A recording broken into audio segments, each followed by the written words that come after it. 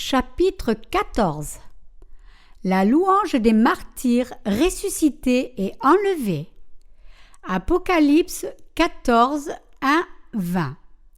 Je regardai, et voici, l'agneau se tenait sur la montagne de Sion, et avec lui 144 000 personnes qui avaient son nom et le nom de son Père écrit sur leur front. J'entendis du ciel une voix, comme le bruit des grosses eaux, comme le bruit d'un grand tonnerre, et la voix que j'entendis était celle de joueurs de harpe jouant de leur harpe. Ils chantaient un cantique nouveau devant le trône et devant les 4 êtres vivants et les vieillards. Et personne ne pouvait apprendre le cantique, si ce n'est les 144 000 qui avaient été rachetés de la terre. Ce sont ceux qui ne se sont pas souillés avec des femmes car ils sont vierges, ils suivent l'agneau partout où il va. Ils ont été rachetés d'entre les hommes comme des prémices pour Dieu et pour l'agneau, et dans leur bouche il ne s'est point trouvé de mensonge, car ils sont irréprochables. Je vis un autre ange qui volait au milieu du ciel. Il avait un évangile éternel pour l'annoncer aux habitants de la terre, à toute nation, à toute tribu, à toute langue et à tout peuple. Il disait d'une voix forte: « Craignez Dieu et donnez-lui gloire, car l'heure de son jugement est venue, et adorez celui qui a fait le ciel, la terre, la mer et les sources d'eau. » Un second ange suivit en disant: « Elle est tombée, Babylone la grande, qui a abreuvé toutes les nations du vin de la fureur de sa débauche. » Et un troisième ange les suivit, en disant d'une voix forte: « Si quelqu'un adore la bête et son image, et reçoit une marque sur son front ou sur sa main, il boira lui aussi du vin de la fureur de Dieu, versé sans mélange dans la coupe de sa colère, et il sera tourmenté dans le feu et le soufre, devant les saints anges et devant l'agneau.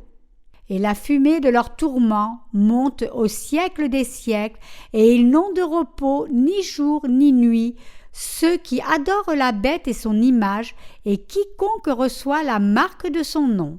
C'est ici la persévérance des saints, qui gardent les commandements de Dieu et la foi de Jésus. Et j'entendis du ciel une voix qui disait: « Écris, heureux dès à présent les morts qui meurent dans le Seigneur. » Oui, dit l'Esprit, afin qu'ils se reposent de leurs travaux, car leurs œuvres les suivent. Je regardai, et voici, il y avait une nuée blanche, et sur la nuée était assis quelqu'un qui ressemblait à un fils d'homme, ayant sur sa tête une couronne d'or, et dans sa main une faucille tranchante. Et un autre ange sortit du temple, criant d'une voix forte à celui qui était assis sur la nuée: « Lance ta faucille et moissonne, car l'heure de moissonner est venue, la moisson de la terre est mûre. » Celui qui était assis sur la nuée jeta sa faucille sur la terre, et la terre fut moissonnée. Un autre ange sortit du temple qui est dans le ciel, ayant lui aussi une faucille tranchante. Et un autre ange, qui avait autorité sur le feu, sortit de l'autel et s'adressa d'une voix forte à celui qui avait la faucille tranchante, disant: « Lance ta faucille tranchante et vendange les grappes de la vigne de la terre, car les raisins de la terre sont mûrs. » Et l'ange jeta sa faucille sur la terre.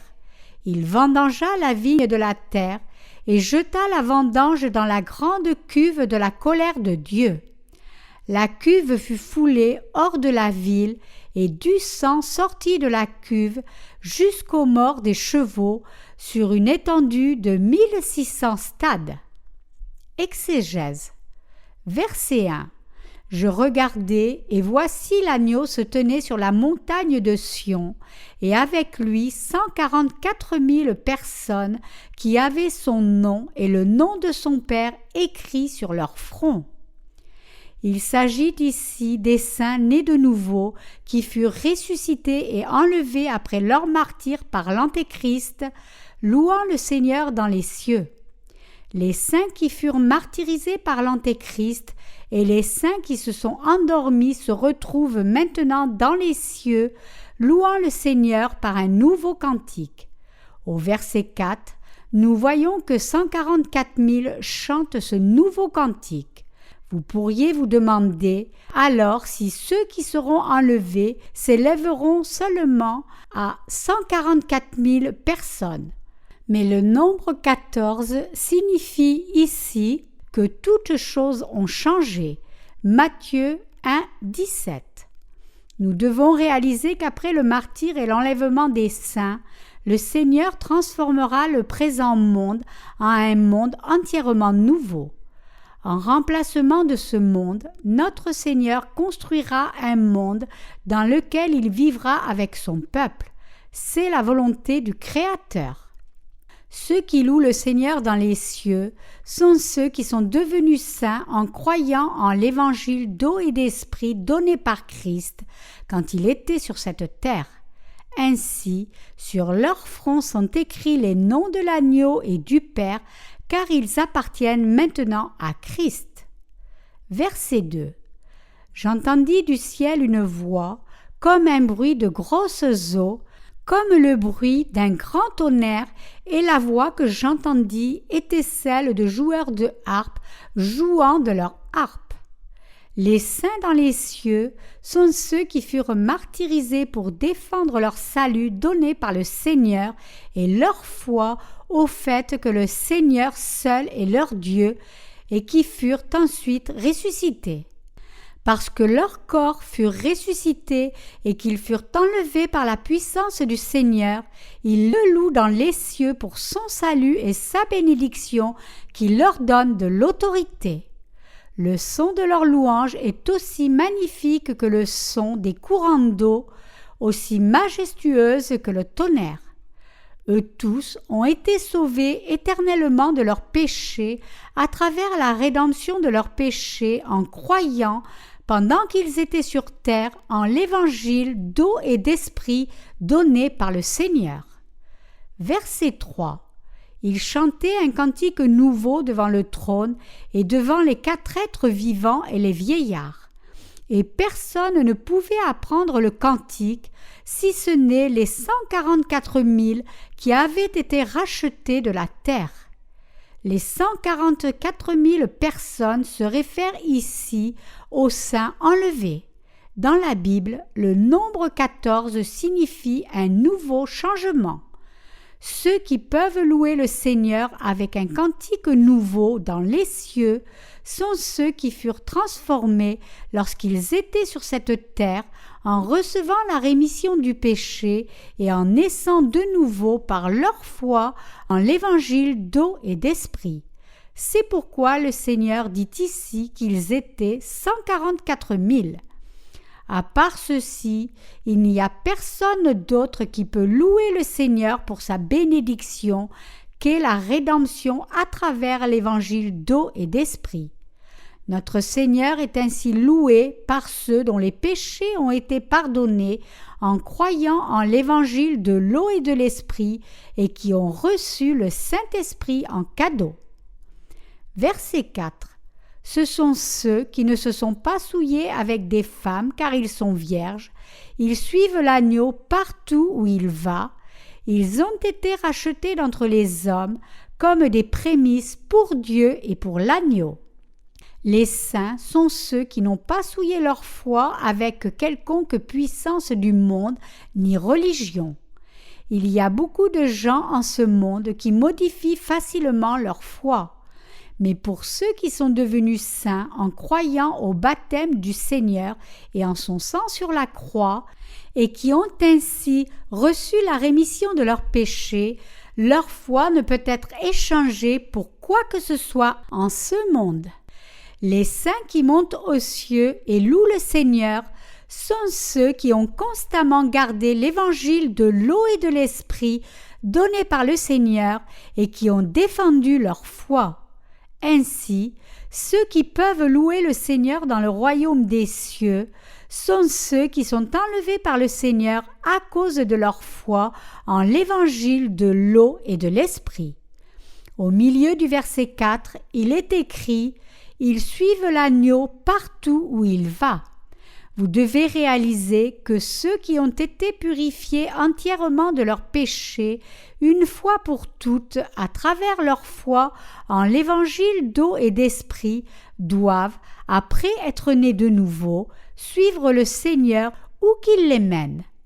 Puisqu'ils ont reçu la rémission de leurs péchés et trouvé dans leur cœur la volonté de suivre le Seigneur dans la joie où qu'il les mène. Au temps de la fin, ils loueront donc le Seigneur dans les cieux, ayant été martyrisés par l'Antéchrist à cause de leur foi et ressuscités et enlevés par le Seigneur. Il est aussi écrit « Ils ont été rachetés d'entre les hommes comme des prémices pour Dieu et pour l'agneau ». Des personnes innombrables vivant en ce monde, seule une poignée ont été sauvées de tous leurs péchés en croyant en l'évangile de l'eau et de l'esprit donné par le Seigneur. C'est pourquoi notre Seigneur dit en Jérémie 3, 14 « Je vous prendrai un d'une ville, deux d'une famille, et je vous ramènerai dans Sion. » Ceux qui ont rencontré l'évangile de l'eau et de l'esprit et ont reçu la rémission de leurs péchés sont ainsi peu nombreux. Parce qu'ils appartiennent à l'agneau, ils seront ceux qui recevront les prémices de la résurrection, qui seront enlevés par la puissance du Seigneur et qui loueront Christ à jamais comme l'a promis le Seigneur. Sur cette terre aussi, ils sont ceux qui suivent le Seigneur où qu'il les mène. Tout cela se fait par la grâce et la puissance de Dieu. Verset 5. Et dans leur bouche, il ne s'est point trouvé de mensonge, car ils sont irréprochables. Ceux qui sont nés de nouveau en croyant en l'évangile de l'eau et de l'esprit peuvent prêcher ce vrai évangile de leur bouche. Alors qu'il y a tant de gens aujourd'hui qui prêchent l'évangile de leur propre façon, il est aussi vrai que seule une poignée d'entre eux prêchent actuellement le vrai évangile d'eau et d'esprit. Ceux qui prêchent seulement le sang de Jésus sur la croix ne prêchent pas l'évangile de l'eau et de l'esprit donné par le Seigneur. Pourquoi ? Parce que nul autre évangile que l'évangile de l'eau et de l'esprit n'est le vrai évangile de la Bible. Comme tous les péchés dans le cœur des justes furent enlevés par la parole du vrai évangile, ils peuvent prêcher cet évangile en le confessant de leur bouche avec une pleine conviction. Versets 6 et 7. Je vis un autre ange qui volait au milieu du ciel. Il avait un évangile éternel pour l'annoncer aux habitants de la terre, à toute nation, à toute tribu, à toute langue et à tout peuple. Il disait d'une voix forte « Craignez Dieu et donnez-lui gloire, car l'heure de son jugement est venue, et adorez celui qui a fait le ciel, la terre, la mer et les sources d'eau. » Les saints nés de nouveau doivent continuer à proclamer l'évangile de l'eau et de l'esprit sur cette terre. Cette œuvre de prédication de l'évangile d'eau et d'esprit, donc, doit continuer sur cette terre jusqu'au jour même de l'enlèvement des saints. Seuls ceux qui croient en l'évangile de l'eau et de l'esprit seront martyrisés par l'Antéchrist pour défendre leur foi, et eux seuls seront enlevés jusqu'au royaume des cieux. Chacun doit craindre Dieu, croire en l'évangile d'eau et d'esprit, et recevoir ainsi la rémission du péché et le don du Saint-Esprit. Si les chrétiens d'aujourd'hui sont incapables de croire avec gratitude en l'évangile d'eau et d'esprit donné par le Seigneur, leur foi en Jésus aura été vaine. Celui qui créa l'univers entier et toutes les choses qu'il contient est nul autre que Jésus-Christ. Ainsi, l'humanité doit reconnaître Jésus-Christ comme leur Dieu qui les créa et leur donna le salut par le pardon de leurs péchés. et l'adorer en conséquence, car par ses mains toutes choses furent faites et accomplies. En croyant en l'évangile de l'eau et de l'esprit en leur cœur, tous peuvent être pardonnés entièrement de leurs péchés et recevoir la bénédiction du don du Saint-Esprit.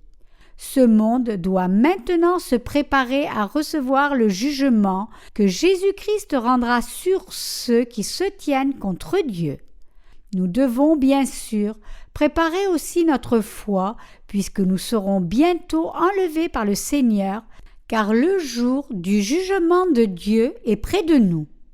La manière de se préparer pour l'enlèvement est de croire en la parole de l'évangile de l'eau et de l'esprit donnée par le Seigneur.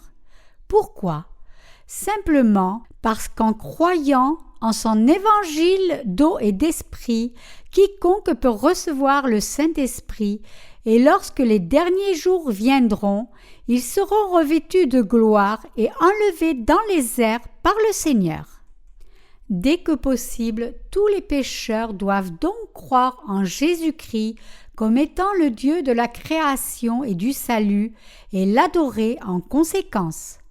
Ils doivent accepter l'évangile d'eau et d'esprit en leur cœur et ainsi recevoir la grâce de sa rédemption et le don du Saint-Esprit. Ceux qui adorent Dieu reçoivent en leur cœur l'évangile d'eau et d'esprit donné par le Seigneur et ne le rejettent pas, car c'est ainsi qu'ils peuvent adorer Dieu. Verset 8. Un second ange suivit en disant: Elle est tombée, Babylone la grande, qui a abreuvé toutes les nations du vin de la fureur de sa débauche. Ce monde disparaîtra par le terrifiant jugement de Jésus-Christ, parce que ces religions sont faites fondamentalement de faux enseignements, elles seront détruites par Dieu. Ces religions terrestres ont fait en sorte que les gens suivent le monde plus que Dieu lui-même et les utilisèrent comme instruments pour s'opposer à Dieu. Ce monde sera ainsi détruit parce que ses habitants ont abandonné Dieu et s'attachèrent à de telles religions terrestres. Qu'ils aient suivi les religions du monde signifie qu'ils ont suivi de faux dieux, des démons. Dieu détruira donc ce monde dans sa colère. Toutes choses en ce monde et toutes ces fausses religions seront anéanties par Dieu et devront boire le vin de la colère de Dieu. Ainsi, ceux qui s'opposent à Dieu, tout comme les démons qui vivent comme des parasites attachés aux religions de ce monde, seront tous anéantis par les fléaux de Dieu et seront jetés dans l'enfer éternel. Versets 9, 10. Et un troisième ange les suivit, en disant d'une voix forte: Si quelqu'un adore la bête et son image, et reçoit une marque sur son front ou sur sa main, il boira lui aussi du vin de la fureur de Dieu, versé sans mélange dans la coupe de sa colère, et il sera tourmenté dans le feu et le soufre, devant les saints anges et devant l'agneau. Dieu avertit quiconque ici, disant que si quiconque adore la bête et son image, ou reçoit sa marque sur la main droite ou sur le front, il recevra l'enfer comme punition. Œuvrant à travers beaucoup de gens, Satan forcera l'humanité entière à adorer l'idole faite à l'image de l'Antéchrist, mais ceux qui sont nés de nouveau combattront l'Antéchrist et seront martyrisés pour défendre leur foi. Les saints nés de nouveau devront, pour défendre leur foi, résister à l'Antéchrist et être martyrisés. Si quiconque, se soumettant à l'Antéchrist, se prosterne devant son image et reçoit la marque de son nom ou son nombre, il engrangera la colère de Dieu, qui le jettera dans le lac éternel du feu et du soufre. Quand le temps de la tribulation viendra, les saints devront prier Dieu, défendre leur foi dans le Seigneur et placer leur espérance en son royaume.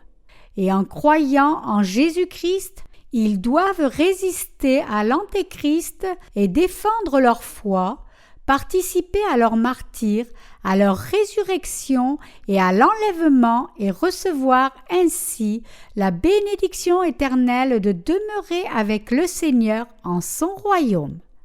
Verset 11. Et la fumée de leurs tourments monte au siècle des siècles, et ils n'ont de repos ni jour ni nuit, ceux qui adorent la bête et son image, et quiconque reçoit la marque de son nom.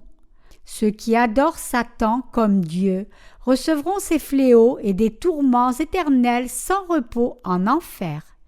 Quiconque se soumettra à l'Antéchrist à la fin des temps et adorera son image comme Dieu sera tourmenté dans le lac de feu et de soufre rempli par la colère de Dieu.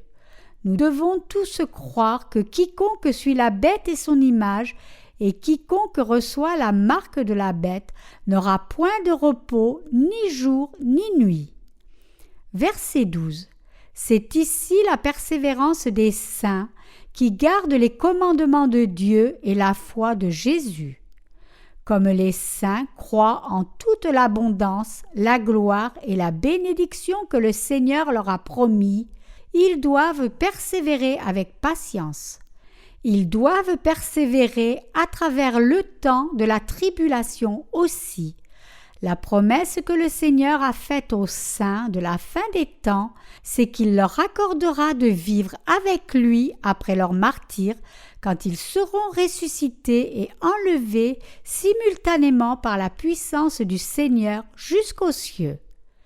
Les saints persévèrent ainsi parce qu'ils croient en cette bénédiction qui leur permettra d'entrer au souper de noces de l'agneau avec le Seigneur, de régner avec lui pendant 1000 ans et de vivre à jamais avec lui dans le royaume des cieux. Lorsque la fin des temps viendra, les saints devront donc être martyrisés pour défendre leur foi.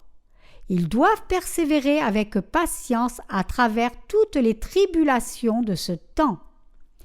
Les saints qui sont vivants dans l'ère actuelle devront, lorsque l'Antéchrist leur demandera de trahir leur foi par ses ruses, ses pressions et ses séductions, embrasser néanmoins leur martyre en croyant aux promesses du Seigneur. Pourquoi ? Parce que peu de temps après, toute la bénédiction de notre Seigneur s'accomplira comme il nous l'a promis. Tous les saints peuvent recevoir leur récompense uniquement en gardant leur foi en la parole de Dieu et dans le Seigneur. Donc, gardez votre foi en la parole du Seigneur. Dieu accueillera les saints qui ont ainsi défendu leur foi en sa parole et en Jésus-Christ dans son monde entièrement nouveau. Il y a plein de raisons pour lesquelles les saints qui servent l'évangile du Seigneur doivent persévérer à travers toutes les difficultés du temps de la tribulation avec patience. Pour un futur meilleur, il est nécessaire de supporter la souffrance présente avec patience. Romains 5, 3-4 nous dit « Bien plus, nous nous glorifions même des afflictions, sachant que l'affliction produit la persévérance la victoire dans l'épreuve, et cette victoire l'espérance. » Les saints qui persévéreront à travers la grande tribulation en croyant au Seigneur vivront une vie de bénédiction, recevant de lui leur résurrection et leur enlèvement et régnant en son royaume. Ainsi, nous devons tous persévérer à travers la tribulation avec notre foi. En gardant leur foi dans le Seigneur, les saints pourront vraiment persévérer à travers la grande tribulation de la fin des temps. Les saints croient en tout ce que le Seigneur accomplira pour eux en ce monde et aux cieux. Verset 13. Et j'entendis du ciel une voix qui disait « Écris, heureux dès à présent les morts qui meurent dans le Seigneur. Oui, dit l'Esprit, afin qu'ils se reposent de leurs travaux, car leurs œuvres les suivent. Le verset dit ici « Heureux dès à présent les morts qui meurent dans le Seigneur ». Pourquoi ? Parce que lorsque le temps de la tribulation viendra, c'est-à-dire lorsque l'Antéchrist gouvernera le monde, tout pécheur vivant sur cette terre sera entièrement détruit. Les saints doivent donc regarder vers le royaume de Christ qui vient, défendre leur foi et embrasser leur martyr avec foi. Ceux qui seront martyrisés pour donner gloire au Seigneur seront bénis et ainsi ils devront embrasser leur martyr pour défendre leur foi. Le Seigneur prendra alors soin de tels saints, permettant leur résurrection et l'enlèvement pour les élever jusqu'à son royaume. Tous les labeurs des saints sur cette terre seront alors terminés et ils vivront plutôt en jouissant de leur récompense reçue du Seigneur. À ce moment, tous les saints auront la joie de régner avec le Seigneur, la vie éternelle, l'abondance et la gloire de son royaume seront leurs à jamais. C'est pourquoi ceux qui seront martyrisés à la fin des temps pour défendre leur foi seront si bénis, car ils vivront avec le Seigneur dans l'abondance et la gloire de son royaume millénaire et du royaume éternel des cieux pour toujours. À ceux qui ne se soumettront pas à la bête et défendront leur foi dans le Seigneur, Dieu donnera la bénédiction de régner avec le Seigneur pour toujours. Verset 14. Je regardai, et voici, il y avait une nuée blanche, et sur la nuée était assis quelqu'un qui ressemblait à un fils d'homme, ayant sur sa tête une couronne d'or, et dans sa main une faucille tranchante. Ce verset nous dit que le Seigneur reviendra pour enlever les saints. Parce que le Seigneur est le maître des saints, il ressuscitera les saints qui auront été martyrisés pour défendre leur foi et les soulèvera jusqu'au royaume des cieux lors de l'enlèvement. Au temps de la grande tribulation, l'enlèvement arrivera certainement aux saints. Verset 15. Et un autre ange sortit du temple, criant d'une voix forte à celui qui était assis sur la nuée, « Lance ta faucille et moissonne, car l'heure de moissonner est venue, la moisson de la terre est mûre. » Cette parole fait référence à l'accomplissement de l'enlèvement des saints par le Seigneur. Bien planifié, l'enlèvement arrivera après le martyre des saints. Le Seigneur permettra l'enlèvement des saints qui étaient endormis simultanément avec ceux qui furent martyrisés. L'accomplissement de la foi des saints se trouve en leur salut, leur martyre, leur résurrection, leur enlèvement et en la vie éternelle. Le temps de l'enlèvement des saints est précédé de leur martyre sous la persécution de l'Antéchrist et est simultané à leur résurrection. Verset 16. Celui qui était assis sur la nuée jeta sa faucille sur la terre, et la terre fut moissonnée. Ce verset aussi fait référence à l'enlèvement des saints. L'enlèvement signifie le soulèvement des saints dans les airs. Cela signifie-t-il alors que les saints seront soulevés dans les airs puis redescendront sur la terre avec le Seigneur? Mais bien sûr, après que les saints auront été enlevés, notre Seigneur détruira la terre, la mer et tout ce qu'elles contiennent en y déversant les fléaux des 7 coupes, et après avoir ainsi détruit le monde, il descendra sur cette terre avec les saints enlevés. Alors le Seigneur et ses saints régneront sur cette terre pendant 1000 ans, et lorsque le souper de noces de l'agneau sera terminé, ils monteront dans le royaume éternel des cieux. Lorsque les saints se joindront au Seigneur au souper de noces de l'agneau, le Seigneur aura déjà renouvelé le monde entier et tout ce qu'il contient.